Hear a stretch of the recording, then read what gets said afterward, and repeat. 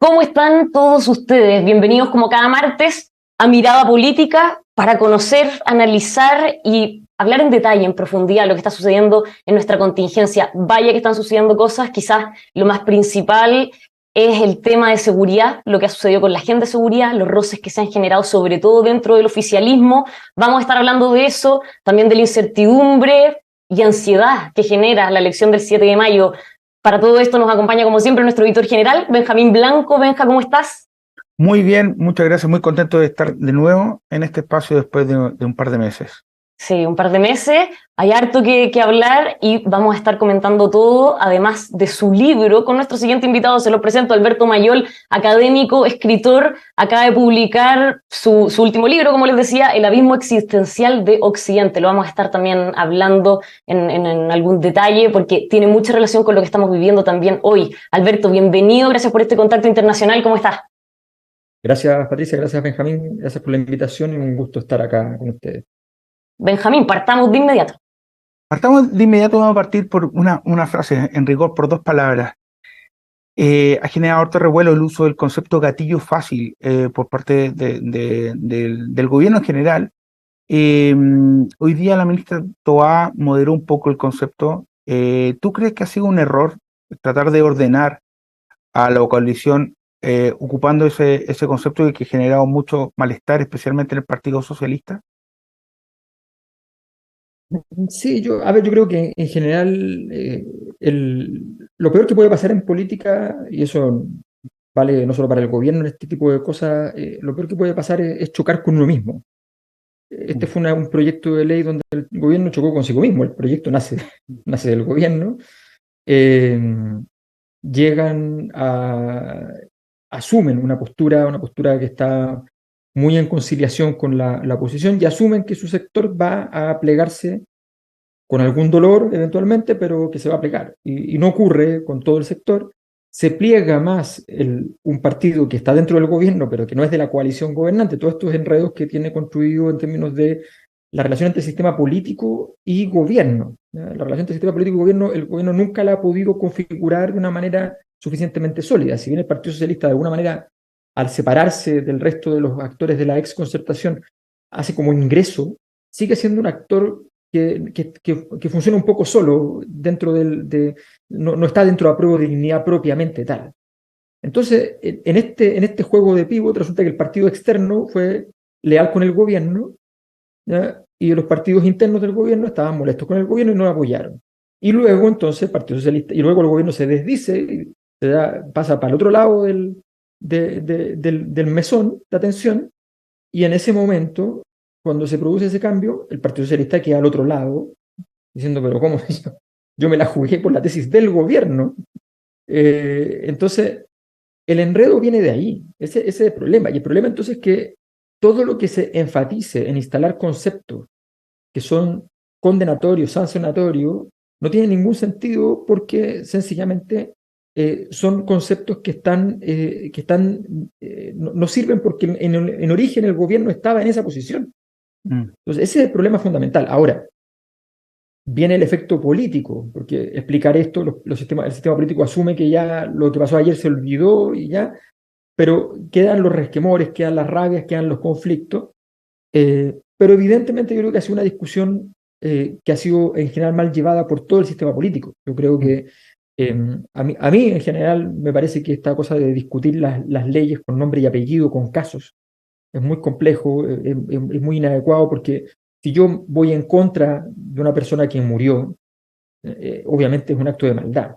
Mm. Entonces cuando a mí me pone una ley por delante que tiene un nombre de una víctima, ¿ya? Y esto pasa con cualquier cosa, pasa con leyes relacionadas con nombres de niños, donde tú al ponerte al otro lado, entonces estás como en contra de esa persona. Es algo que se supone que no debería ocurrir. Nosotros vivimos en una sociedad en la cual el principio de justicia es un principio formal, es impersonal, y por tanto no deberíamos estar en ese tipo de discusiones, y siempre tendríamos que estar en conciencia de que la relación del uso de la violencia por parte del Estado es una relación delegada por parte de los ciudadanos, y los ciudadanos le entregamos un poder al Estado para usar las armas, y el Estado tiene que tener un uso de las armas que sea debidamente responsable. Entonces, la pregunta de fondo debería ser siempre estar evaluando si ese proyecto era responsable en esa dinámica, y esa es la discusión que debimos haber dado más profundamente, y no se dio. Ahora, no tiene nada de extraño, a mi juicio, que en el Senado los primeros momentos hayan planteado al gobierno una situación bien difícil, porque el gobierno se la jugó por un proyecto que le fue bien en la Cámara de Diputados, donde parecía que no le iba a ir tan bien, y resulta que ahora vamos a entrar en una discusión de unas indicaciones que el mismo gobierno se hace a sí mismo. Entonces es un enredo, y por tanto las cosas cuando son enredadas nunca salen del todo bien. Oye, y también dentro de toda esa ecuación, de todo lo que tú describes, hay un factor que es súper importante. El tema de seguridad siempre ha generado incomodidad en el gobierno, en el ejecutivo, pero con el tema de los indultos eso se complicó aún más. ¿Hay alguna fórmula para cerrar ese debate o le va a penar el tema de los indultos al gobierno de Boric hasta el final? A ver, los sectores políticos tienen una línea política. Si no la tienen, lo pasan mal. El, el indulto tenía sentido si tú eras capaz de sostener y seguir sosteniendo que el estallido social fue un fenómeno social dentro del cual la reacción de la sociedad es una reacción intempestiva, eventualmente violenta, pero en cualquier caso siempre disruptiva. Si tú entiendes que el estallido social fue eso, ¿no? Y entiendes que entonces, debido a eso, aquellas personas que hayan cometido delitos solo en ese contexto, tú los vas a indultar, entonces tiene sentido. Pero si tú resultó que finalmente, en medio de la discusión pública, donde la opinión pública giró, a ver, aquí hay una cosa que es un hecho, ¿eh? O sea, hace 2 años las personas veían un carabinero en el metro, esto me lo contaban carabineros, o sea, veían un carabinero en el metro con un uniforme y lo insultaban. Y esas mismas personas hoy día lo aplauden. ¿Ya? Si alguien cree que ahora estamos más en la razón que antes, o que antes estábamos más en la razón que ahora, no estamos en la razón en ninguno de los dos casos. Lo que estamos en un proceso en el cual la ciudadanía está en un escenario donde no hay foco todavía, no está centrado el escenario, y no va a estarlo. Entonces, a mí me parece absurdo que la derecha se imagine que en este momento está formidable, como me parecía absurdo que la izquierda dijera hace 2 años que estaba formidable. No es verdad ni una cosa ni la otra. Ya le pasó a la Convención Constitucional, que creyó que tenía todo el poder porque había ganado con 80%, y que pasara lo que pasara, hicieran lo que hicieran, no iban a poder perder el plebiscito de salida, y se desayunaron con eso. Y ahora la gente que ganó el plebiscito de salida está creyendo que efectivamente tiene chip libre para decir lo que sea y para avanzar en los caminos que quiera. Creo que todo eso es un error. Si uno mira los datos objetivos del sistema político en la actualidad, su nivel de valía es menor que antes del estallido. Entonces, tenemos que tener conciencia de que esto es un escenario excéntrico. A mí no me parece bien que esta discusión y que esta discusión se haya puesto en los códigos que se puso, pero puesto en ese código, el gobierno tenía dos opciones. Si se plegaba al nuevo sentido común, que decía fundamentalmente que había que apoyar a Carabineros irrestrictamente y punto, entonces no hay indulto. Si mantenía la visión de que efectivamente el estallido social era un hecho que merecía un tratamiento distinto, no delictivo, no análisis delictivo, entonces sí tenía sentido. Pero tú no puedes hacer las dos cosas al mismo tiempo. No puedes indultar y decir en los hechos, en los actos, sin discurso, pero en los hechos, que en el fondo estás de acuerdo con todo el proceder de Carabinero, y que a los mismos que estaban al mando por entonces los dejas avanzar sin ninguna duda. Es una cosa que no tiene sentido. Entonces, nuevamente, en política las principales crisis se producen por uno mismo, y el gobierno en este tema también chocó consigo mismo. Insisto un poco en la pregunta de Benjamín, Alberto. Entonces, ¿qué alternativas tiene el gobierno para cerrar el tema de los indultos? ¿O esto va a continuar hasta que salgan de la moneda? Yo creo que el gobierno ya se generó un escenario al respecto que es imposible de resolver. Porque, ¿qué puede hacer? ¿Volver al discurso inicial? Sería absurdo. Traducir la actual posición, los actuales actos en un discurso político sería de una impostura enorme, porque está claro que eso no es algo que se piensa en el sector, y además sería una herida aún más dolorosa para todos sus votantes, ¿no? Entonces, el gobierno se metió en un lío, es un laberinto del cual no tiene salida. Y de los laberintos se sale por arriba, entonces tiene que lograr elevarse en la discusión, lograr penetrar con políticas públicas relevantes en temas de seguridad que cambien un poco la discusión, que también entrar con políticas públicas la derecha ha hecho algo inteligente, que fue que a todos aquellos proyectos de ley donde el gobierno podía sacar partido en el marco de una confrontación, sencillamente los aprobó. A las 40 horas, recordemos que fue justo antes del estallido, en agosto del año 2019, fue una guerra en términos discursivos entre la izquierda y la derecha. Fue una guerra por una hora de diferencia, porque el gobierno de Piñera tenía un proyecto de 41 horas y el otro era de 40 horas. Fue una guerra por una hora. Bueno, en medio de toda esa guerra, ¿ya? Resulta que la derecha perdió fuertemente. Y es probable que esa discusión haya tenido mucho que ver con el estallido, porque el estallido se produce con la única discusión previa política fue esa. Bueno, resulta que ahora la derecha aprobó y entonces el proyecto pasó nomás, y el gobierno aplaude todo, pero no tiene ninguna gracia desde el punto de vista político, porque la gracia en la política siempre es un triunfo en el conflicto. Entonces la derecha dice, vamos a pelear aquellas cosas que vamos a ganar y las cosas que vamos a perder las votamos a favor y ya está. A propósito de salir del laberinto por arriba, me imagino que para eso se necesita también mucha alineación, coordinación dentro del oficialismo, Alberto. Y entre medio de todo el debate por seguridad han habido distintas entrevistas. Por ejemplo, el alcalde de Maipú, Tomás Bodanovich, él decía, como sector nos falta hacer una autocrítica fuerte respecto a la postura que hemos tenido con los temas de seguridad, las policías. El gobernador Claudio Rego de la región metropolitana hablaba de que el Frente Amplio tiene un complejo con la seguridad. ¿Tú lo ves así?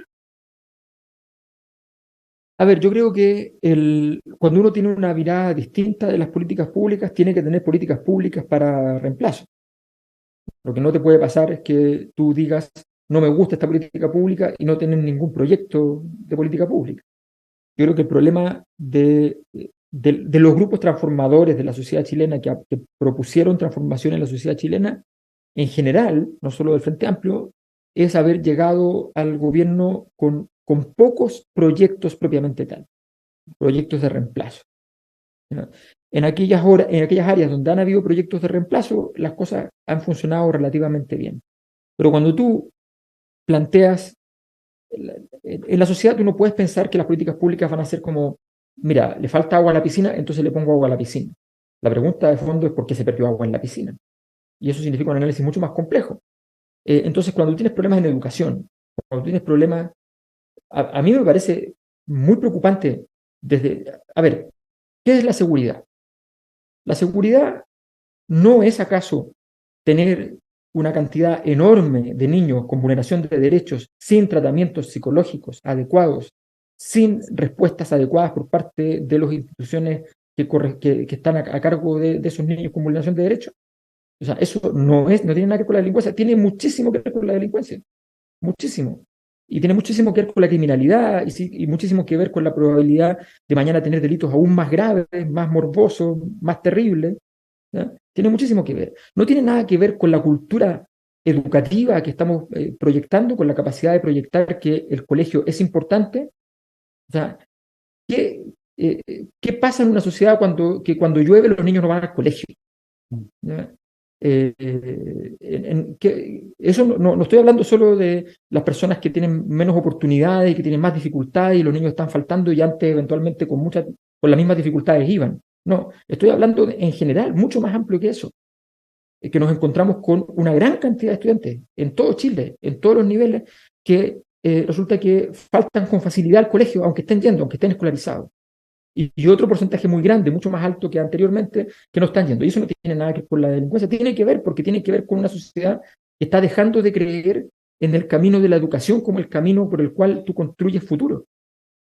Entonces, todo eso es parte, todos esos pequeños detalles son parte de lo que tienes que potenciar.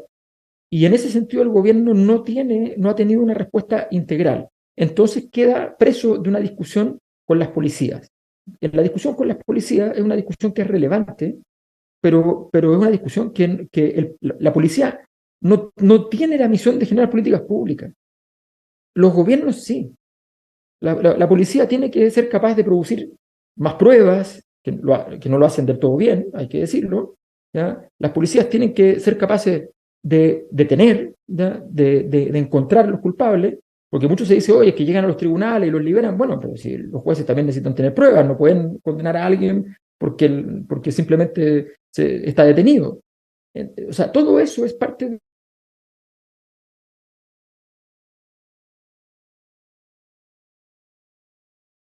Estamos teniendo algunos problemas de conexión con Alberto Mayol, que hay que marcar, nos acompaña desde España. Así que estas son cosas que pueden suceder en esta modalidad. Ahí lo tenemos de vuelta, Alberto. Perdón, las políticas de seguridad son conocidas. Desarrollo urbano, educación, ¿ya? Y obviamente inteligencia y eficacia de las policías, por supuesto. En esas cuatro áreas nosotros tenemos un déficit muy importante. Entonces, si no se sabían causar el debate, ¿identificas tú también ese complejo del que habla el gobernador Orrego? Yo creo que hay sí, ¿sabes lo que pasa? Podría decir que sí, pero la verdad es que siento que en general se llegó al gobierno con pocos diseños de políticas públicas ya hechos. Sin un proyecto. A ver, cuando uno va, voy a poner un ejemplo que es un poco extremo. Picasso pintaba súper raro, ¿no? Hacía unos dibujos bien extraños. Pero si tú le pedías que pintara un cuadro convencional, clásico, lo pintaba sin ningún problema. Era un gran dibujante y pintaba formidable. Si le pedías algo realista, lo iba a hacer sin ningún problema. No le interesaba. Le interesaba hacer algo transformador. Y entonces, para hacer algo transformador, tienes que hacer algo mejor que lo estándar, no distinto. O sea, esa es la premisa. Entonces, tú no puedes llegar a decir, es que a mí no me gusta cómo está, lo quiero diferente. ¿Diferente qué? ¿Diferente cómo? A propósito de los proyectos de reemplazo que tú mencionas, ¿perdió Boric el etos refundacional? Como lo dijo el gobernador Mundaca hace un par de semanas, que Boric directamente había perdido ese etos refundacional muy tempranamente, además. Sí, evidentemente lo perdió. A ver, yo creo que en todo caso, la discusión más importante de todo el proceso chileno de los últimos 10 años todavía no se hace. A mí lo que me preocupa es eso. No me preocupa solo el gobierno, porque esto le pasó a Piñera. A Piñera le fue más mal que a Boric, hasta el momento, ¿no? Pero a Sebastián Piñera también le pasó lo mismo, y de alguna manera a Bachelet también le pasó lo mismo. Porque finalmente la conversación no se ha hecho. Tenemos que transformar qué, cómo, a cuánto estamos disponibles para esa transformación, por qué, cuántos sectores políticos están llanos a esos cambios. Afrontar esa discusión es súper relevante. Y esa discusión se debió haber hecho en paquete completo. O sea, el sistema político tendría que haber tenido la altura de poder discutir esto de una manera orgánica, ordenada, ¿ya? Para llegar con un paquete de medidas coherente entre sí. O sea, vamos a llegar con una constitución vamos a tener una constitución parche, ¿ya? Una constitución que es una prótesis de un órgano que falló. Vamos a tener soluciones. O sea, yo me pregunto, ¿cuántas de estas discusiones van a permitir que Chile sea un país desarrollado, que era el objetivo que veníamos cacareando desde hace 25 años? ¿Cuánto de todo lo que estamos haciendo? No hablo solo del gobierno, hablo de todos los sectores, ¿ya? ¿Cuánto nos acerca al desarrollo y llegar con una pelota de fútbol al Congreso? Entonces, hay un problema ahí que es de todo el sistema político y que no se ha abordado de manera tal. Lo que pasa es que es tan cómodo, es tan agradable, que cuando el plano está inclinado y tú sabes que estás en la parte alta y el otro está en la parte baja, y entonces le puedes golpear todas las veces que quieras. Pasó con la izquierda hacia la derecha hace unos años, pasa ahora al revés. Bueno, la verdad es que eso, si hay un objetivo común, ese objetivo no se está cumpliendo. Esa es la verdad. Hay una frase muy importante, me gustaría saber cómo la interpretas. El país ha cambiado, el Congreso es otro, y ahora, hoy nos toca gobernar, que es de la vocera Camila Vallejo, cuando explicaba un poco la posición del gobierno en torno a la relación con las policías y las críticas anteriores que había tenido el sector a Carabineros. Hay un quiebre en respecto a lo que ocurrió el 2019-2020 para esa generación que ahora gobierna. Sí, yo entiendo que hay un cambio muy grande, muy grande. Eh, Hay un cambio muy grande que se logra sostener en la medida que también el sector, los votantes, digamos, del sector, son votantes bastante que han mantenido una lealtad muy fuerte con el presidente. Ese 25% es bastante duro. Mm. Eh, pero, pero eso ya le pasó a la derecha una cosa así. Yo me acuerdo de la frase que instaló Mansuy en su momento respecto a la derecha, de nos fuimos quedando en silencio. Eh, Eso es un proceso lento, no es tan rápido. Entonces no hay que decir, ah, no, es que esa gente va a aguantar todo esto todo este tiempo. No, en algún momento esa gente se va quedando en silencio, se va dejando de hablar de temas políticos, se va restando de la discusión porque la discusión duele, porque tú estás viendo hacer cosas demasiado distintas, porque todos entendemos que hay un pragmatismo natural del poder. El problema es que cuando tú, en muchas de las discusiones, sencillamente señalas que ya no puedes pelearlo, no puedes discutirlo, no puedes, sino que te rinde. Eso es muy duro para los sectores políticos.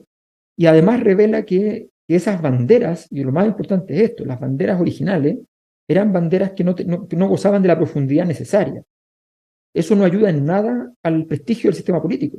Todos queremos que las personas luchen por sus ideales, aunque sean pragmáticas, aunque estén dispuestos a ceder.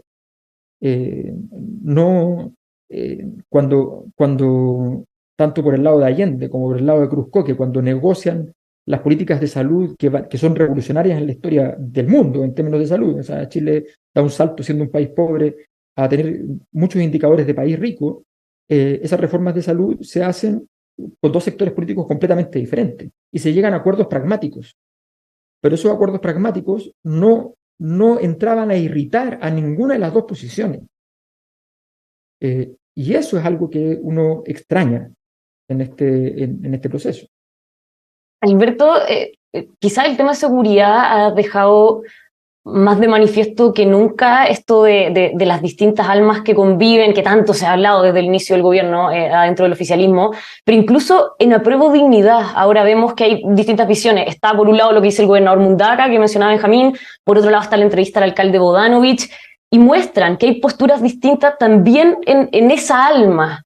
¿Cuál dirías tú que es hoy la identidad de Apruebo Dignidad? ¿Le ves un futuro como conjunto político, así como están las cosas? Lo que pasa es que la política nos ha mostrado que el futuro propiamente tal parece ser viable de maneras muy extrañas. Entonces, yo creo que es complejo sostener estas distancias siderales de posturas al interior de los partidos, de los movimientos, dentro de Apruebo Dignidad, entre los partidos, dentro del gobierno, entre los partidos de gobierno. O sea, es imposible gestionar la política cotidiana de esa manera. Y si lo vas a gestionar así, vas a tener que ir muy lento, vas a tener que trabajar a tu gente muy intensamente, luego dar el siguiente paso, vas a tener que ordenar eso, pero no está funcionando bien hace rato, no ha funcionado nunca. Estamos hablando de que los dos principales ministros del sistema no pertenecen ni a Apruebo Dignidad ni al Partido Socialista. Entonces, que son los partidos de gobierno propiamente tal. Entonces, yo la verdad es que creo que el gobierno va a tener muchas dificultades en este proceso por esta falta de orden en el sistema político y no creo que ya lo puedan resolver echado a andar el camino. Es muy difícil. La pregunta que yo me hago es, viene el segundo año es clave siempre, ya sea porque no hiciste lo suficiente primero para construir el segundo resultados, o ya sea porque si no construyes ahora ya se te va el gobierno, ¿ya? Entonces, este año es clave. Y la pregunta es, ¿con qué recursos políticos construidos llega el gobierno a este segundo año? De momento, desde el punto de vista de la organización política, no tiene recursos. Lo decía al comienzo, están pasando muchas cosas y aquí vamos un poco pimponeando en todo lo que ha suscitado el tema de la seguridad, Alberto. Queríamos saber cómo has visto tú el debate y la estrategia que ha estado usando el alcalde Carter para combatir el narcotráfico. A ver, Carter se hizo una pregunta política, digamos, de cómo podía hacer algo, una acción que tuviera un cierto aroma a Bukele, ¿ya? Pero que fuera viable para ser como alcalde. Y encontró una solución que es inteligente desde el punto de vista comunicacional. Lamento que la medida tenga una profundidad respecto a la lucha contra el narcotráfico, una profundidad cero, ¿ya? Pero produce un cierto clima, y eso sí creo que es un aporte, un cierto clima donde el sistema político es capaz de mirar a la cara al mundo del narcotráfico y decir, vamos hacia allá, vamos a preocuparnos del tema. Yo creo que el narcotráfico no es solo un problema de transacciones ilegales de narcóticos, es un problema a estas alturas cultural, en todas partes del mundo. Uno camina por ciertas tiendas en cualquier país del mundo y venden camisetas de los narcotraficantes, futbolistas y narcotraficantes. Entonces, es un tema que arrastra muchas dimensiones.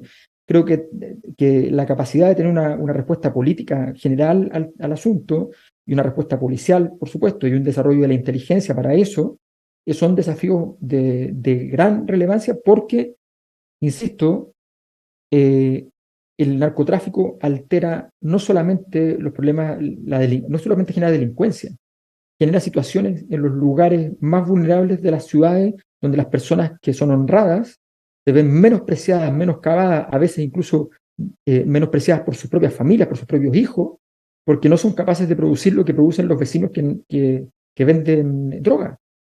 Y eso es algo que destruye las estructuras normativas de la sociedad. Entonces, estamos en un desafío grande y creo que lo que hace el alcalde Carter en esa dimensión podría ser utilizado para poder abrir una discusión.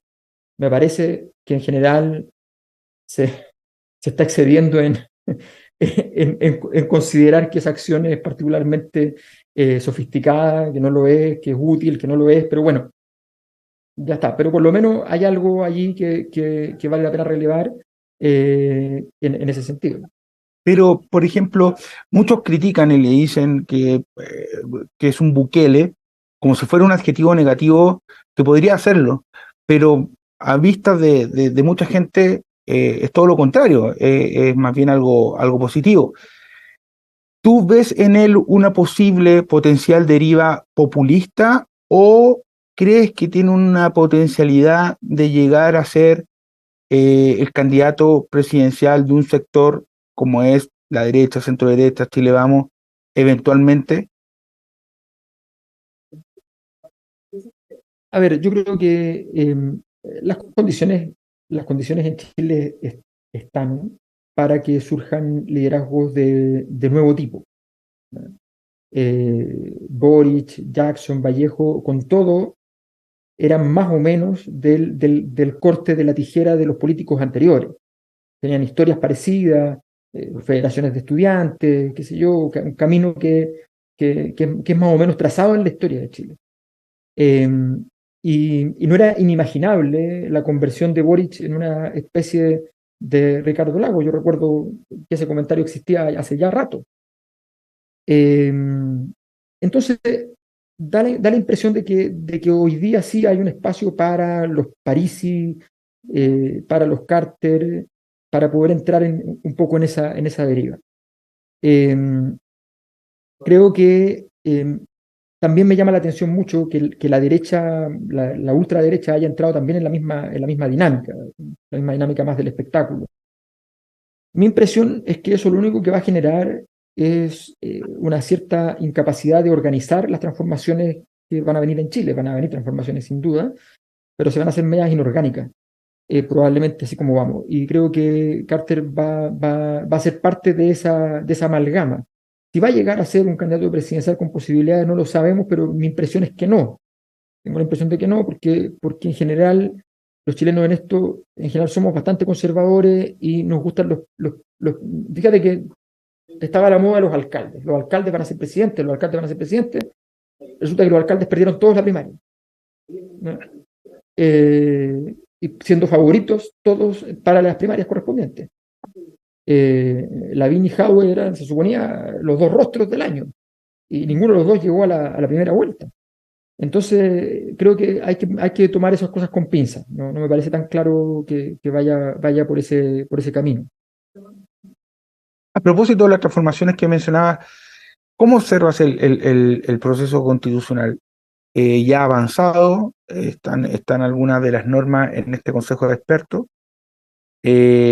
Vamos a citar nuevamente a Mundaca. Directamente él dijo que carecía de legitimidad. A ver, la legitimidad tiene muchas formas de verse. El anterior proceso constituyente partió con legitimidad y terminó sin ella, y así perdió. Este es un proceso cuya legitimidad formal efectivamente es un poco extraña, pero nace de un acuerdo político que le da toda la legitimidad a cualquier proceso en este tipo de cosas, la legitimidad al menos del sistema político, y eso parte con un acuerdo político que incluye al gobierno. Aquí están embarcados todos los sectores. Yo creo que estamos en un escenario bien triste respecto al tema constitucional. En primer lugar, salga lo que salga, incluyendo que no salga, no vamos a haber ganado nada. O sea, el momento para ganar algo con una nueva constitución se perdió en la Convención Constitucional. En este momento estamos salvando los muebles, ¿ya? Y estamos tratando entonces de tener una constitución para no tener la otra, digamos. Punto, estamos en eso. Es bien lamentable porque era una oportunidad de movilizar un recurso de gran tamaño. La constitución es un portaaviones, movilizar un recurso de gran tamaño para rehacer el pacto social y normativo del futuro, pensar los próximos años, pensar la sociedad que queremos. Eso no está. Lo que estamos haciendo es redactar un texto que salve los muebles, que sea más o menos neutro, ¿ya? Que no diga demasiado, y ya está. ¿Es legítimo? Sí, pero se va a saber al final del camino si es aprobado, ¿ya? Y en ese momento se marcará su legitimidad última. Pero en cualquier caso, ganando, no va a ser ninguna maravilla ni va a generar ninguna épica. Es un proceso triste. A ver, si uno tiene una lesión importante y tiene que usar una prótesis para toda la vida, la prótesis es la prótesis, no es el órgano. Ahora, la prótesis te puede quedar súper bien y ser bastante cómoda, o la prótesis te puede quedar mal y ser bien desagradable, o te quieres deshacer de la prótesis que te parece mejor. Esas son las situaciones en las que estamos, y la verdad es que no es una situación muy gratificante. Yo creo que hemos perdido muchas oportunidades en estos. Nosotros llevamos desde que se manifiesta esta crisis, el 2011, llevamos 12 años. En esta fecha más o menos empieza a manifestarse con claridad. Bueno, creo que hemos desaprovechado harto rato, y lo más probable es que nos tomemos un par de años más todavía para ver si podemos resolverla. Sí, podemos. Alberto, quiero ligar esto último con tu libro, El abismo existencial de Occidente.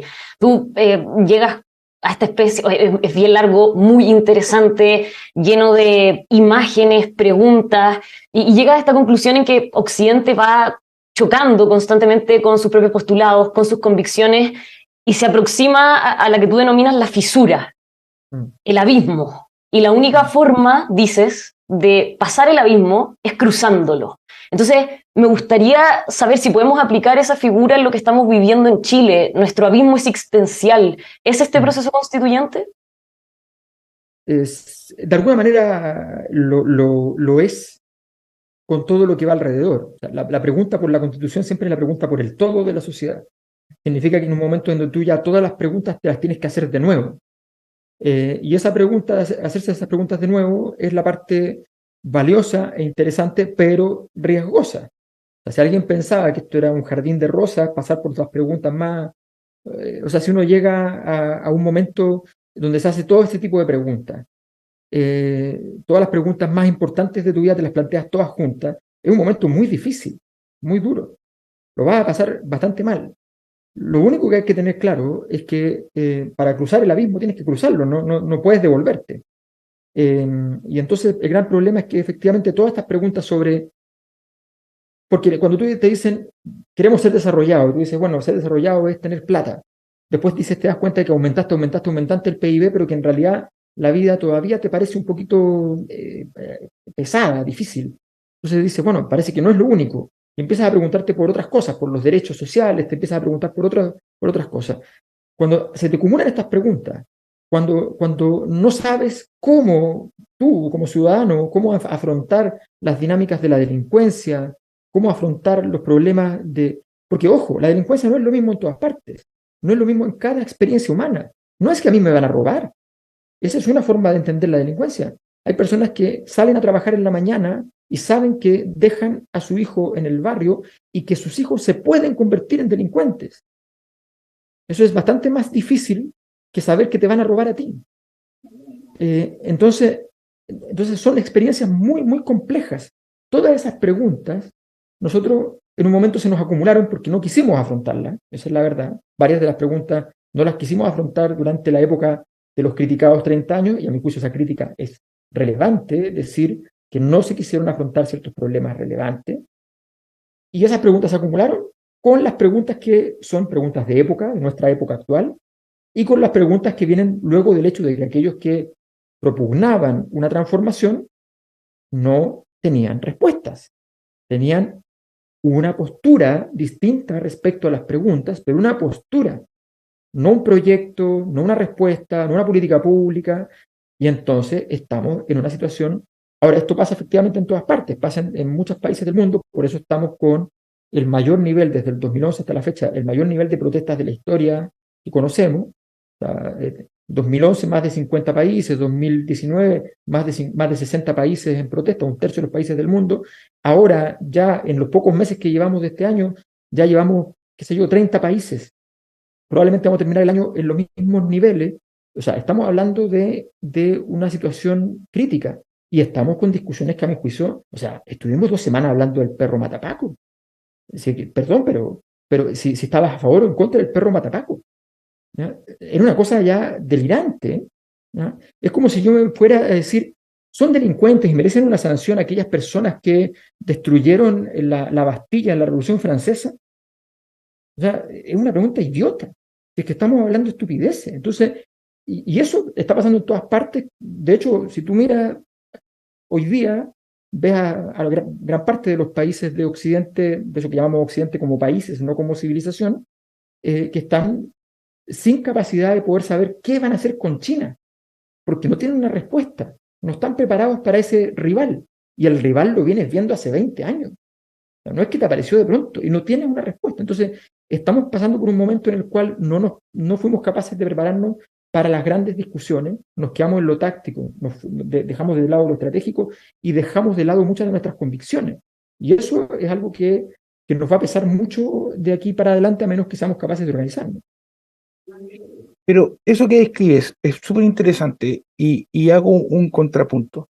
Es la crisis, estas protestas, estos líderes sin respuesta, en el fondo, lo que ha generado esa ausencia de líderes, o es que no ha habido una renovación política para buscar esa respuesta. ¿Por qué lo pregunto? Porque en algún momento Occidente sí tuvo muchos líderes. En los años 80, por ejemplo, Reagan, Margaret Thatcher, incluso podemos incluir al Papa Juan Pablo II, incluso cuando el rival a lo mejor era la Unión Soviética. Pero ahora, en este escenario actual, no hay líderes. Pareciera que no los hay. ¿Y eso se va de la mano por la crisis? ¿O es que esta crisis está abierta justamente por la ausencia de líderes? Yo creo que la ausencia de líderes tiene una explicación incluso que es previa. Cuando tú abandonas la idea de que lo más importante en todo proceso político es sostener el corazón de tu proyecto histórico, de la modernidad, que es la idea de buscar las soluciones más racionales posibles, cuando tú abandonas eso, te queda muy poco, te queda muy poco. O sea, mira, Rusia hoy, si uno mira el pasado ruso, cuando era Unión Soviética, era más occidental que hoy. Cuando eran los zares, desde Pedro el Grande para adelante, era más occidental que hoy. ¿Ya? Es difícil encontrar durante la época que llamamos la modernidad una época en que Rusia haya estado más lejos de la cultura occidental que hoy día. Cuando Putin asume, estaba claro varios de sus defectos, pero entre sus defectos no estaba ser un antioccidental. ¿Ya? Y hoy día sí lo es. Entonces, algo se hizo mal en este proceso, ya sea manejar mal la diplomacia, ya sea hostilizar sin un juego de compensación, ya sea lo que sea, que terminas en ese escenario. Y entonces te aparecen en el fondo dos imperios, porque en el fondo lo que restituye Putin es básicamente la lógica imperial, y lo que restituye el Partido Comunista en China es la lógica imperial, no es el Partido Comunista. O sea, si alguien se imagina que eso es el Partido Comunista, ya estamos bastante lejos de que sea así. Siguen con la lógica imperial, y esa lógica imperial entonces nos habla de una estructura monolítica que nos va que va a enfrentar a Occidente en una situación donde Occidente va a tener muchas dificultades para responder a tiempo, con la fortaleza necesaria, en fin. Es bien complejo el escenario, yo creo que se han cometido muchísimos errores, y los liderazgos, el resultado de eso es que hayan liderazgos que no funcionan, y además que están muy complicados. O sea, Macron, por ejemplo, es un líder que a nivel internacional había hecho razonablemente las cosas, había hecho lo posible, pero se la enreda por dentro, entonces no tiene cómo poder funcionar. Scholz ha sido un desastre, a mi juicio, creo que lo ha manejado muy mal el asunto, y es el país más importante para poder ordenar eso, y a Inglaterra se salió del juego desde el Brexit y quedó fuera. Entonces es bien sorprendente los errores que se han cometido. Por eso digo que esto es un fenómeno también mundial, no solamente está pasando en Chile, pero creo que en Chile, en la escala que tenemos, por lo menos tenemos alguna capacidad para mejorar varias de esas cosas en el corto plazo. Lo más grande está más difícil. Bueno, justo para entender toda esta crisis que estamos viendo en el presente, sobre todo en Occidente, los dejamos invitadísimos a que revisen, busquen, compren el libro de Alberto Mayol, la crisis existencial de Occidente. Alberto, muchas gracias por haber estado hoy día con nosotros. Gracias a ustedes, gracias Patricia, gracias Benjamín. Benja, nosotros nos vemos la próxima semana. Nos vemos la próxima semana. Sí, muchas gracias Alberto y claro, nos vemos la próxima semana. Vamos a estar ahí comentando todos los temas que seguramente van a seguir avanzando. Vamos a tener harto que comentar. Muchas gracias por acompañarnos y por supuesto los dejamos invitados a que sigan aquí con nosotros informándose en emol.com.